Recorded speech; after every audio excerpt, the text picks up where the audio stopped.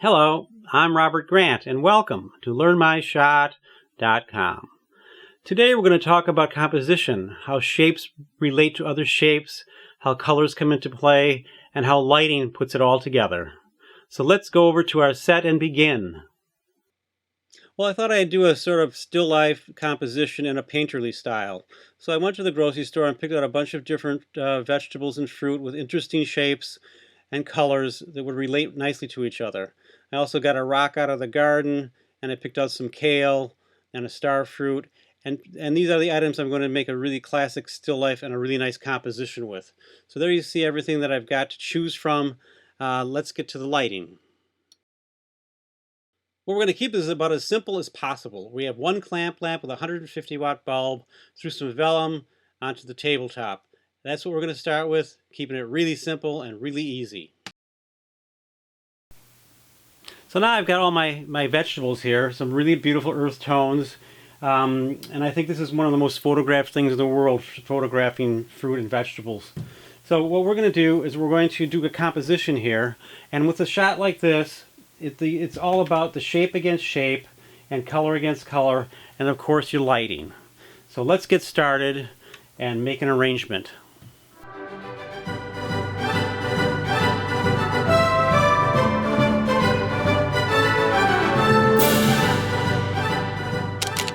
Well, now here we have an example of a really bad composition. The shapes don't relate to each other. They're all over the place.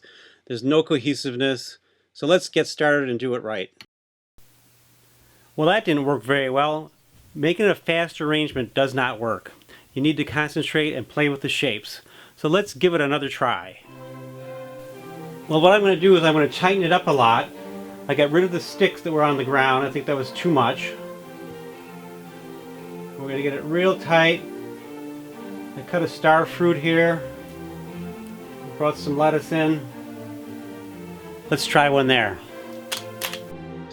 Well, there we go. That's much better. By overlapping the objects and by using the darker colors to separate the colorful colors, we've got quite a nice composition started here.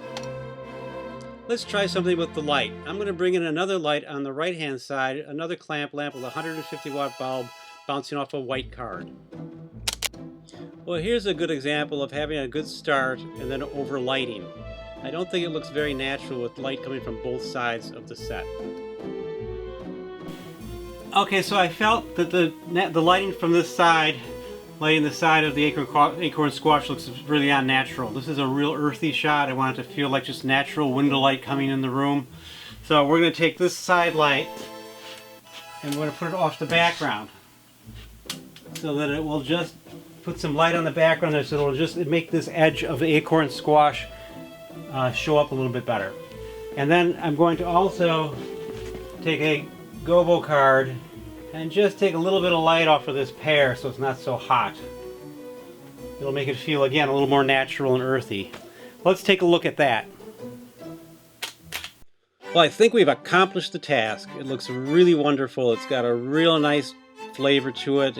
The colors are wonderful. The shapes against each other are really nice. The lighting looks nice and natural. That change of the light from the side to the background just made a real wonderful difference. So give it a try. It's really a lot of fun. Pick out some objects you love. Remember to keep some large objects and small objects. Maybe keep the colors in the same tonal range. Or maybe just break all the rules and create something new.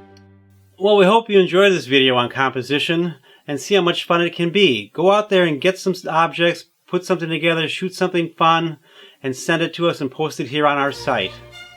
We can't wait to see it. And remember, look for us again at LearnMyShot.com.